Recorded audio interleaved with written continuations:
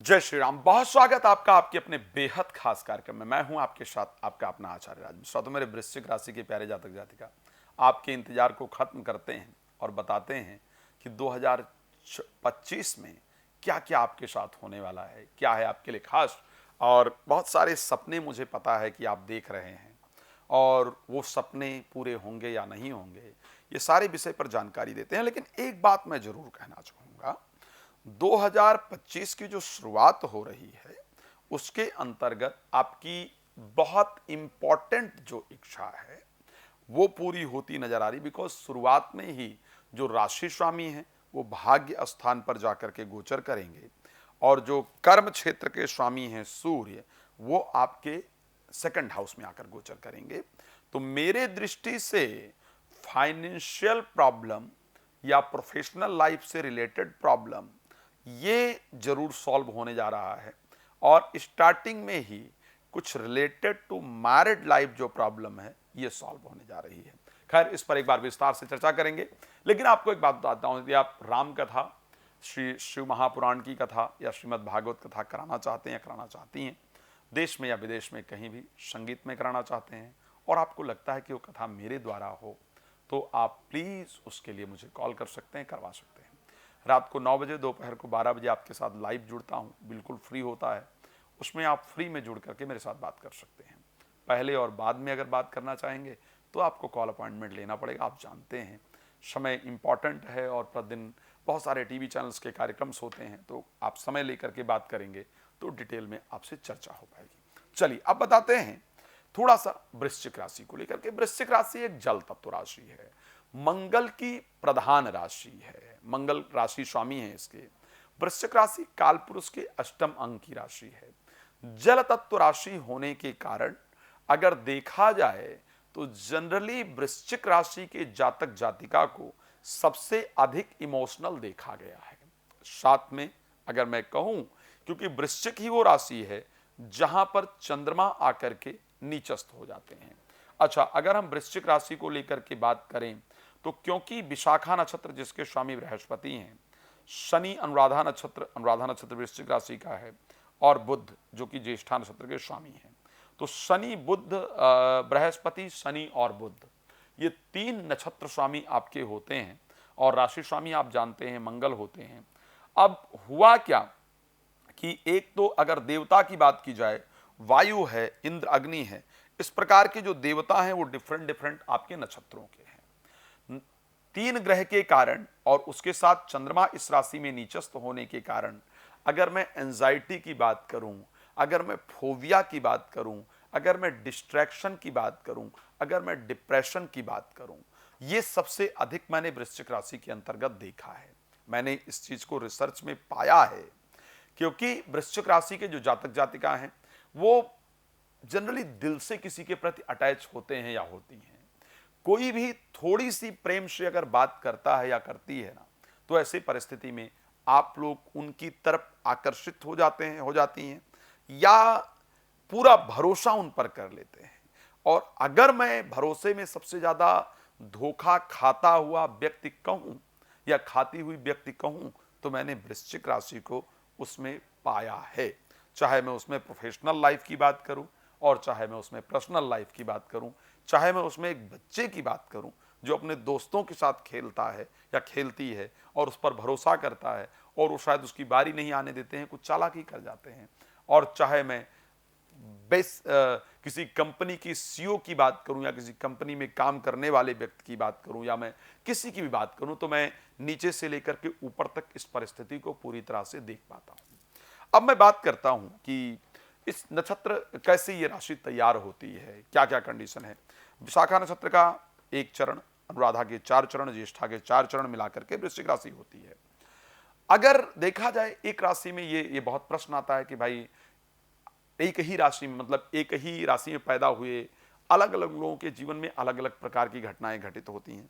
मैं भी इस बात को कहता हूं, मैंने इसको लेकर के एक वीडियो भी दिया है। अगर आप लोग मेरे पीछे चैनल पर बहुत पीछे जाएंगे तो देखेंगे कि एक 27-28 मिनट की वीडियो है वृश्चिक राशि को लेकर के, जिसमें डिटेल में सब कुछ बताया गया है कि क्यों ऐसा होता है कि 9 प्रकार के अलग अलग लोग होते हैं। और ऐसा कहा भी जाता है कि वृश्चिक राशि में अगर पहले चरण में आपका जन्म होता है तो आपके पास धन अच्छा होता है, दूसरे में होता है तो आप यशस्वी होते हैं, तीसरे चरण में होता है तो आप ज्योतिषी इत्यादि होते हैं, आपको भविष्य, भूतकाल, वर्तमान काल और भविष्य काल का जानकारी हो जाती है।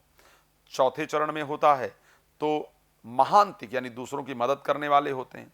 पांचवें चरण में अपने परिवार में सबसे बेहतर होते हैं। छठे में धन कमाने पर बहुत ध्यान देते हैं। सातवें में विद्वान, आठवें में सरकार से कोई पुरस्कार इत्यादि प्राप्त होता है, नौवें में यशस्वी होता है। लेकिन एक बात बड़ा ध्यान रखने वाला है, 2025 के अंदर वृश्चिक राशि का एक नियम है कि वृश्चिक राशि में जब 2 महीने का बालक हो तो उसको जरूर कष्ट होता है। आप चाहें तो अगर आप छोटे रहे हो तो अपने माता पिता से पूछिए कि मैं 2 महीने का था या थी तो मुझे कुछ प्रॉब्लम हुई थी, आपको हाँ ही कहेंगे, ये मैं कंफर्म कह सकता हूं। सो अगर आपके घर में कोई बच्चा है इस उम्र का या आप हैं इस उम्र में, तो आपको क्या ध्यान देना है, कौन कौन सा समय कष्टप्रद होता है, उस पर एक बार मैं आपको जानकारी दे देता हूं। 2 मास का अगर कोई बालक इत्यादि आपके है और वो या पैदा होता है, मैं बता दूं वृश्चिक राशि में अगर आप हैं, कोई बच्चा पैदा होता है आपके घर में पूरे 2025 में, या फिर 2 महीने का कोई बालक इत्यादि है 2025 में जो 1 महीने का हुआ, 2 महीने का होने जा रहा है, तो ऐसे कंडीशन में 2 महीने का जो बालक वृश्चिक राशि का होता है उसको कष्ट होता है। दूसरा, अगर कोई बच्चा 7 वर्ष का है आपके घर में, जो कि 7वें वर्ष में 2025 में चलेगा, तो वृश्चिक राशि में 7 वर्ष में कष्ट होता है, तो उसका ध्यान रखिएगा, रोग की संभावना रहती है। अगर कोई बालक बालिका 8 वर्ष के हैं घर में, तो पानी से प्रॉब्लम होती, जलाघात कहा जाता है, पानी में डूबने से, पानी में किसी प्रकार से दिक्कत होती है, तो 8 वर्ष के बच्चे का विशेष ध्यान रखना है। अगर कोई 11 वर्ष का बालक बालिका आपके घर में है, तो उसको पेड़ से गिरने से या पेड़ से चोट इत्यादि लगने का योग होता है 11वें वर्ष में वृश्चिक राशि को, तो प्लीज उस पर थोड़ा ध्यान देने की आवश्यकता है। अगर आप 32 वर्ष या 35 वर्ष की उम्र में हैं, तो ऐसे कंडीशन में लोहे से चोट लगने का योग होता है। तो लोहे से आपको परेशानी हो, मीन्स वाहन इत्यादि सावधानी से चलाइए, खुद सावधानी से चलिए। अगर आप 2025 में 32 या 35 वर्ष के हो रहे हैं, तो अगर 45 वर्ष के आप हैं तो कुछ गुप्त रोग परेशान करे, इस प्रकार का योग है, सावधान रहेंगे। 63 वर्ष में मृत्यु जैसी पीड़ा होती है, तो यदि 63 वर्ष के आप हो रहे हैं या हो रही हैं 2025 में, तो कृपया ध्यान रखिए। यदि आपकी कुंडली बनी है और आपको पता है कि शुभ ग्रह की दृष्टि इत्यादि आपके लग्न या राशि पर है और आप 75 वर्ष के इस 2025 में हो रहे हैं, 75 वर्ष 2 माह और 7 दिन की जो उम्र है, वो वृश्चिक राशि के लिए मृत्यु तक देने वाली होती है, ऐसा ज्योतिष में कहा जाता है। मैं उस पर कोई क्लेम नहीं कर रहा हूं, मैं साफ बता रहा हूं, लेकिन इस प्रकार की परिस्थिति होती है। चलिए अब थोड़ा सा चर्चा कर लेते हैं कि भाई आपकी राशि क्या कहती है और क्या 2025 में आपके लिए बहुत खास है। तो 2025 की अगर हम बात करते हैं, क्योंकि आपके सबसे पहली जो इंपॉर्टेंट पार्ट है वो आपका हेल्थ है कि आखिर 2025 में आपका स्वास्थ्य कैसा रहेगा। एक बहुत अच्छी चीज है कि किसी भी पापक ग्रह की बहुत दृष्टि नहीं है। राहु की 9th दृष्टि आपकी राशि पर पड़ रही है। 9th दृष्टि पड़ने के कारण स्वास्थ्य में बहुत हल्का फुल्का, जो एक इन जनरल होता है, लेकिन जब भी स्वास्थ्य में प्रॉब्लम होगी, और राहु भी कब तक रहेंगे, राहु चेंज हो जाएंगे इस राशि से 18 मई को, तो 18 मई तक राहु की दृष्टि होने से थोड़े बहुत स्वास्थ्य में उतार चढ़ाव का हल्का फुल्का योग है, बहुत ज्यादा प्रॉब्लम नहीं दिख रहा है। बृहस्पति की राशि पर दृष्टि रहेगी, बृहस्पति प्रोटेक्टर के रूप में काम करेंगे, तो चांसेस नहीं है कि हेल्थ प्रॉब्लम हो। कुल मिलाकर के अगर मैं स्वास्थ्य की दृष्टि से 2025 की बात करूंगा, तो मैं वृश्चिक राशि के लिए बेहतर देख पा रहा हूं। लेकिन मैंने हमेशा कहा है कि हर समय अच्छा और खराब किसी के लिए नहीं होता है। कई बार कुछ समय आपके लिए बहुत अच्छा होता है, तो कुछ समय आपके लिए बहुत खराब होता है। तो वो आखिर स्वास्थ्य पूरे वर्ष बहुत अच्छा दिख रहा है, मैं क्लियर बता रहा हूं, लेकिन कुछ समय ऐसा है जब स्वास्थ्य को लेकर के सावधान रहने की आवश्यकता है। और वो समय आखिर कौन सा है? वो समय है जब मंगल प्रवेश करेंगे तुला राशि में, या अगर पॉसिबिलिटी हुई मंगल मिथुन राशि में प्रवेश करें तो देखिए, क्योंकि कहीं भी मंगल 19 तारीख को जो वक्री होंगे 19 जनवरी को और 30 मार्च तक रहेंगे वक्री होकर के। ये समय स्वास्थ्य पर थोड़ा ध्यान रखने वाला होगा, बिकॉज इस टाइम वक्री होने से अष्टम भावस्थ होकर के भी गोचर करेंगे। तो स्टार्टिंग जो टाइम है वो स्वास्थ्य पर आपको ध्यान रखने की आवश्यकता है। और स्वास्थ्य पर भी नहीं कहूँगा, मुझे लगता है वाहन इत्यादि चलाते वक्त अपने आप को सावधान रखने की आवश्यकता है। वाहन इत्यादि से खतरा, अष्टम भाव चोट इत्यादि का भाव है, दुर्घटना का भाव है। तो स्टार्टिंग टाइम में स्वास्थ्य को लेकर के आपको ध्यान रखना होगा। अब अगर उसके बाद बात करें 13 सितंबर से लेकर के 27 अक्टूबर के बीच में, जब बृहस्पति 12th हाउस में होकर के गोचर करेंगे, 13 सितंबर से लेकर के और 27 अक्टूबर के बीच में आपको अपने स्वास्थ्य का विशेष ध्यान रखने की आवश्यकता है। ये वो समय होगा जब हेल्थ के लिए थोड़ी परिस्थितियां प्रतिकूल दिख रही हैं। तो अगर हम इस समय को हटा देते हैं, तो ऐसे कंडीशन में कहीं भी ऐसा नहीं नजर आ रहा है कि आपको हेल्थ प्रॉब्लम का सामना पूरे वर्ष करना पड़ेगा। 2 समय जो थे वो मैंने बता दिया। अब आप कहेंगे कि साहब हेल्थ को लेकर के तो चलो ठीक है, मैनेज कर लेंगे, किसी प्रकार से मेजर प्रॉब्लम तो कुछ दिख नहीं रही है, स्टार्टिंग में चोट वगैरह है उसको थोड़ा मैनेज कर लेंगे, लेकिन ये तो बताइए पैसे का क्या होगा? क्या पैसा वैसा 2025 में आएगा या नहीं आएगा? ये आपका सबसे बड़ा प्रश्न होगा आपके मन, मुझे पता है। तो आपको एक क्लियर करना चाहता हूं कि 2025 में बृहस्पति 12 वर्ष बाद मिथुन राशि के अंतर्गत जाएंगे और उनकी जो सप्तम दृष्टि होगी ना, वो स्वग्रही होगी। और कहां पर होगी? वो धन भाव पर होगी। और बहुत दिन से लाभ भाव में केतु बैठ करके ना बेकार करा रहे थे भाई, पैसा ऐसा शेयर मार्केट, लॉटरी, सट्टा इत्यादि से नुकसान करा रहे थे। तो 12 वर्ष के बाद बृहस्पति के मिथुन राशि में जाने के कारण आपकी राशि के अंतर्गत पैसे की परिस्थिति 2025 में बहुत शानदार नजर आ रही है।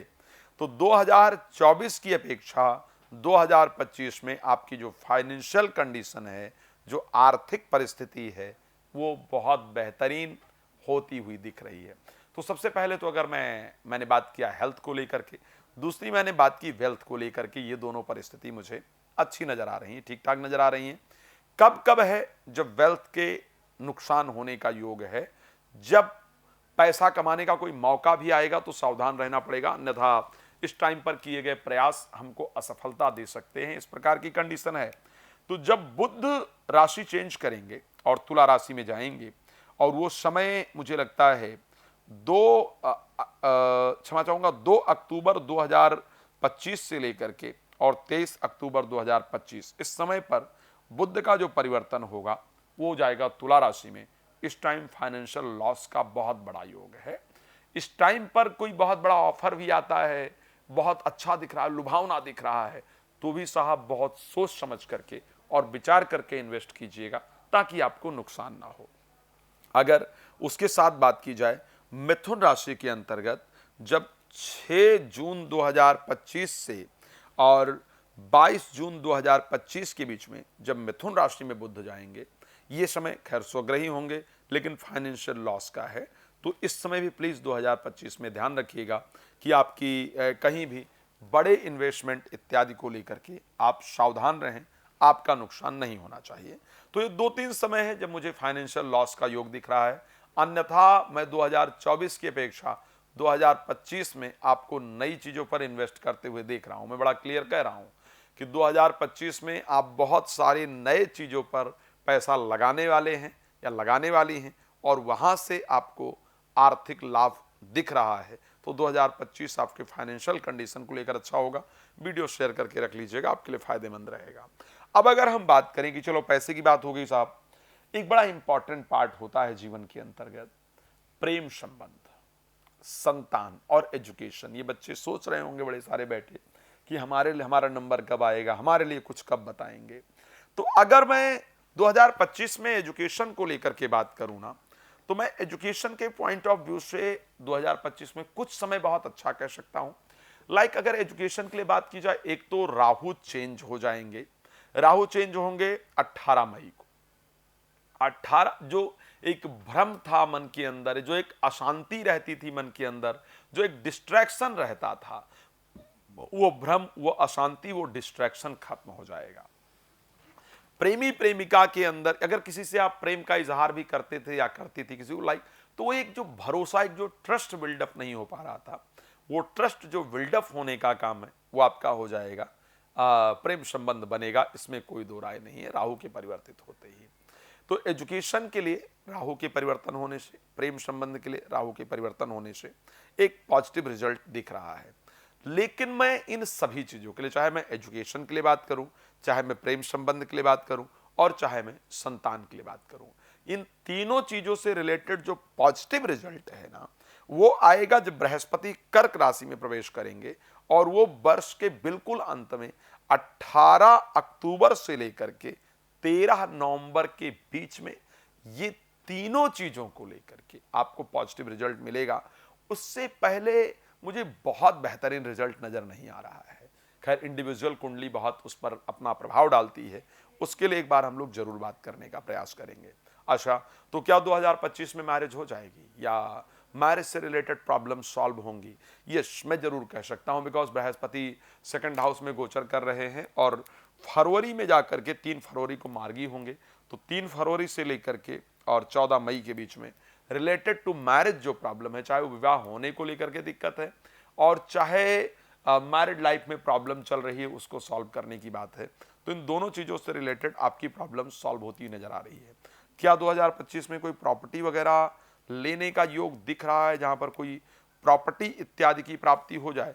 तो यश, मैं कह सकता हूं कि 2025 में प्रॉपर्टी भी मिलती हुई दिख रही है और प्रॉपर्टी से लाभ भी नजर आ रहा है, क्योंकि शनि मीन राशि के अंतर्गत चले जाएंगे, तो ऐसे कंडीशन में प्रॉपर्टी से लाभ इत्यादि जरूर। खैर, और बहुत डिटेल में आपको जानकारी चाहिए होगी, अपने कुंडली के बारे में बहुत विस्तार से बात करना चाहते हैं या करना चाहती हैं, प्लीज़ नंबर दिखा रहा हूं, मुझे कॉल कर लीजिए और मेरे साथ प्रॉपर बात कर सकते हैं। रात को 9 बजे, दोपहर को 12 बजे आपके लिए लाइव आता हूं, बहुत रिसर्च करके आता हूं मैं आप सभी के लिए, तो आप मेरे साथ जुड़ सकते हैं। राम कथा, भागवत कथा, शिव महापुराण की कथा इत्यादि कराना चाहती हैं तो मुझे कॉल कर सकते हैं। आप सभी का जुड़ने के लिए बहुत धन्यवाद। जय श्री राम।